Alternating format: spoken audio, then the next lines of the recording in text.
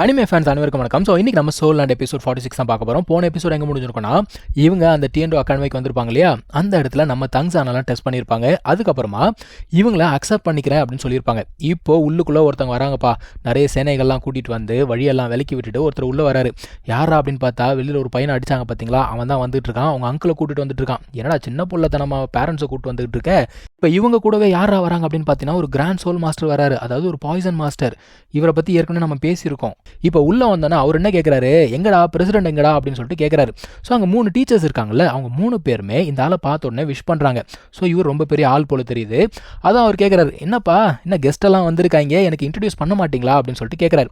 உடனே சொல்கிறாங்க, இந்த மாதிரி இவங்க வந்து ஷிராய்கா அகாடமியில் வந்திருக்காங்க, நம்ம ஸ்கூல் கூட கொலாபரேட் பண்ணுறதுக்காக வந்திருக்காங்க அப்படின்னு சொன்ன உடனே, ஷிராய்கா அகாடமியா, அதை பற்றி நான் கேள்விப்பட்டதே இல்லை, ஏன்னா ரொம்ப மொக்க ஸ்கூலாக இருக்குமோ அப்படின்னு சொல்கிறாரு.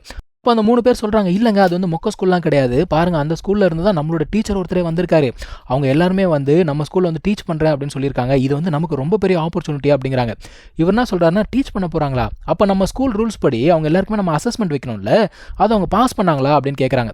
இல்லைங்க அவங்க எல்லாருமே வந்து பார்த்தீங்கன்னா ரொம்ப ஹை லெவல் டீச்சர்ஸ், அவங்களுக்கு அசஸ்மெண்ட் தேவையில்லை அப்படின்னு சொல்லும்போது, அட என்னப்பா நீ வேறு, நீ அசஸ்மெண்ட் வைக்காமல் தேவையில்லாமல் எவனையாவது உள்ளே சேர்த்துட்டானா என்ன பண்ணுறது, வந்தவன் பயங்கர அரகண்டாக இருந்தால் என்ன பண்ணுறது, கண்டிப்பாக வந்து அசஸ்மெண்ட் வச்சு தான் ஆகணும்.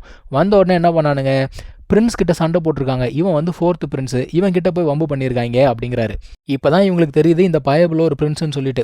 அதான் ஃப்ராண்டர் சொல்கிறாரு, நீங்கள் வந்து உங்கள் நெஃப்யூவை கேளுங்க, அவன் என்ன பண்ணான்னு நீங்களே கேளுங்க, சும்மாலாம் நாங்கள் அடிக்கலை அப்படிங்கிறாரு. அதான் அவர் சொல்கிறாரு, சரிப்பா இந்த விஷயத்தை கூட விடு, ஆனால் நீங்களாம் டேலண்டட் அப்படின்னு சொல்கிறீங்களே, கண்டிப்பாக எனக்கு ப்ரூவ் பண்ணணும் அப்படிங்கிறாரு. மூபாய்க்கு ஆல்ரெடி கோவம் தாங்கலை.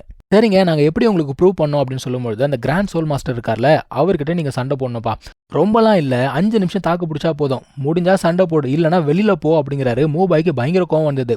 பாய்ப்புல ஜம்ப் பண்ணி போகிறான். அந்த ஒரு பார்வை தான் பார்த்தான், ஒரே பார்வை தான், மூபாய் அங்கேயே மயக்கம் போட்டு விழுந்துட்டாப்பா. இப்போ அங்கே இருக்க டீச்சர்ஸ் என்ன பண்ணுறாங்கன்னா, மூபாய்க்கு ட்ரீட்மெண்ட் அப்படிங்கிறது கொடுக்குறாங்க. அப்போ தான் பாய்ப்புல கொஞ்சம் சுயநினைவுக்கே வருது. அப்போ யோசிச்சுக்கோங்க கிராண்ட் சோல் மாஸ்டரோட பவர் எவ்வளோ இருக்கும்னு. அப்போ அங்கே இருக்க டீச்சர்ஸ் வந்து பார்த்தீங்கன்னா எதிர்த்து கேள்வி கேட்குறாங்க, வேணாங்க நீங்கள் ரொம்ப இதுவாக போகிறீங்க வேணாம் அப்படின்னு சொல்கிறாங்க. அவர் என்ன சொல்கிறாருன்னா, இங்கே பாரு இந்த இடத்தோட டைரக்ட் மேனேஜர் நான் தான், இங்கே டெசிஷன் எடுக்கிறதுக்கு எனக்கு உரிமை இருக்குது அப்படின்னு சொல்கிறாங்க.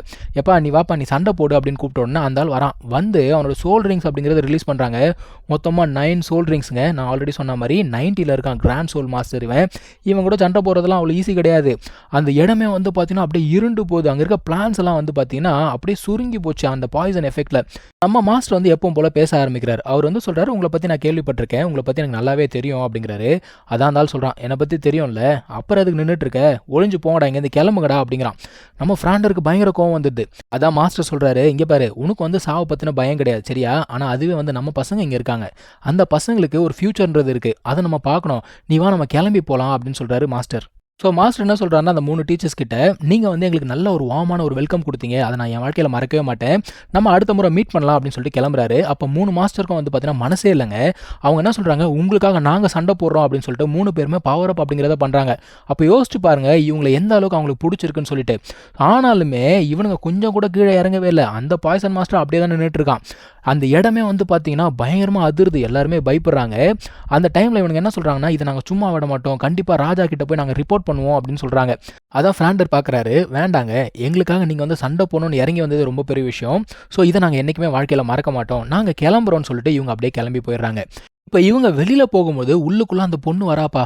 எந்த பொண்ணுன்னு தெரியுதா, இவ தான் வந்து இதுக்கு முன்னாடி தோற்று போனா இல்லையா பாய்சன் பவர் வச்சுக்கிட்டு, அவன் வந்து தங்ஸானை பார்த்துட்டா. பார்த்த உடனே இவன் என்ன பண்ணுறா, அவங்க தாத்தா காதில் ஓதிட்டா எல்லாத்தையும். இதுக்கப்புறம் தான் ஏகப்பட்ட சம்பவங்கள் நிறைய நடக்க போகுது. இப்போது நம்ம ஆட்களை ஒருத்தர் கூப்பிட்டு வந்தார் இல்லையா, அவர் என்ன சொல்கிறாருன்னா, இல்லைங்க நானுமே வந்து இந்த ஸ்கூலில் வந்து கிளம்புறேன் அப்படிங்கிறாரு. எல்லாருக்குமே பயங்கர அதிர்ச்சி, என்னப்பா இந்த மாதிரி முடிவு எடுக்கிற அப்படின்னு சொல்லும்போது, இல்லைங்க என் ஸ்கூல்லேருந்து வந்தவங்களை வந்து நீங்கள் ஏற்றுக்கல, அவங்கள பார்த்தா அசிங்கமாக இருக்குன்னு சொல்கிறீங்க, அப்போ இந்த இடத்துல நான் இருந்தேன் அப்படின்னா எனக்கு ரொம்ப அசிங்கமாக இருக்குது, நான் தனியாக தான் வந்தேன், நான் தனியாகவே போகிறேன் அப்படின்னு சொல்லிட்டு அவர் பாட்டு கிளம்பி போய்கிட்டே இருந்துட்டாருப்பா. அதான் இந்த 3 டீச்சர்ஸ்க்கும் பயங்கர கோவம், யோ அவங்களாம் எவ்வளோ டேலண்டட் தெரியுமா, ஏன் இந்த மாதிரி பண்ணுற அப்படின்னு சொல்லும்போது, சரி விடு அதான் போயிட்டாங்கல்ல, இதுக்கப்புறம் இதெல்லாம் பேசி ஒரு பிரயோஜனமும் கிடையாது அப்படிங்கிறாரு. இப்போ தான் இந்த மனுஷன் அவங்ககிட்டே கேட்குறாரு, ஏன்டா இவ்வளோ பெரிய வம்பு இழுத்து விட்டியாடா அப்படிங்கிறாரு.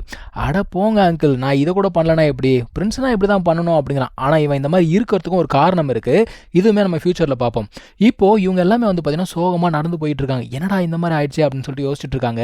இப்போ நம்ம பசங்களுக்கு என்னென்னு பார்த்தீங்கன்னா, இதை எப்படியே விட்டுறக்கூடாது, நம்ம வந்து மறுபடியும் ஸ்கூலை ரீஓப்பன் பண்ணலாம், ரொம்ப பெருசாக வந்து மாற்றலாம் அப்படிங்கிறாங்க.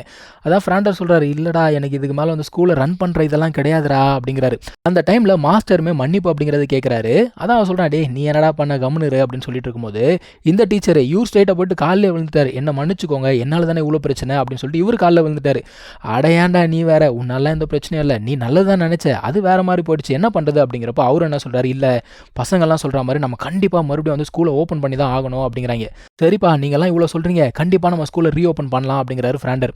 ஆனால் இப்போதைக்கு தங்கிறதுக்கு ஒரு இடம் இல்லை அப்படின்னு யோசிச்சுட்டு இருக்காங்க. அந்த டைமில் நிங்கிறவங்க இருக்கால, அவன் என்ன சொல்கிறான்னா, நீங்கள் வாங்க ஏன் வீட்டுக்கு போகலாம் அப்படிங்கிறா. ஆனால் ஃப்ராண்டர் என்ன சொல்கிறாருன்னா, வேண்டாமா நான் இதுக்கு மேலே வந்து யாருடைய தயவுலையும் இருக்க விரும்பல, நம்ம என்ன பண்ணலாம்னா முதல்ல இந்த சிட்டிலே இருக்கலாம், இங்கே இருந்து தான் இவனுங்களுக்கு ஒரு முடிவை கட்டணும் அப்படின்னு சொல்லிட்டு சிட்டிக்குள்ளே நடந்து போய்கிட்டு இருக்காங்க. இப்போ இவங்க அந்த சிட்டிக்குள்ளே நடந்து போயிட்டு இருக்கும்போது அங்கே ஒரு அட்வர்டைஸ்மெண்ட் இருக்குது, அதை பார்க்குறாங்க. அதாவது ஏதோ ஒரு ஸ்கூல் வந்து பார்த்தீங்கன்னா ரெக்ரூட்மெண்ட் அப்படிங்கிறத பண்ணிட்டு இருக்காங்க. அவங்க வந்து எக்ஸ்பேண்ட் பண்ணுறாங்களாம். ஸோ நிறைய சோல் மாஸ்டர்ஸ் அப்படிங்கிறது தேவைப்படுதான். என்னடா சிட்டியோட கேட்லேயே வந்து அட்வர்டைஸ்மெண்ட் போட்டிருக்காங்க, இதுக்கு நிறைய செலவாயிருக்குமே, இது என்னடா ஸ்கூலு அப்படின்னு சொல்லிட்டு ஃப்ராண்டர் கேட்டுட்ருக்காரு. அப்போ அந்த டீச்சர் சொல்கிறாரு, இந்த ஸ்கூலை பற்றி நான் கேள்விப்பட்டிருக்கேன் அப்படிங்கிறாரு. அண்ட் இந்த இடத்துல தான் இந்த ஒரு எபிசோட முடிக்கிறாங்க. நம்ம அடுத்த எபிசோடில் மீட் பண்ணலாம். தேங்க்யூ ஸோ மச் ஃபார் வாட்சிங். Take care. பை.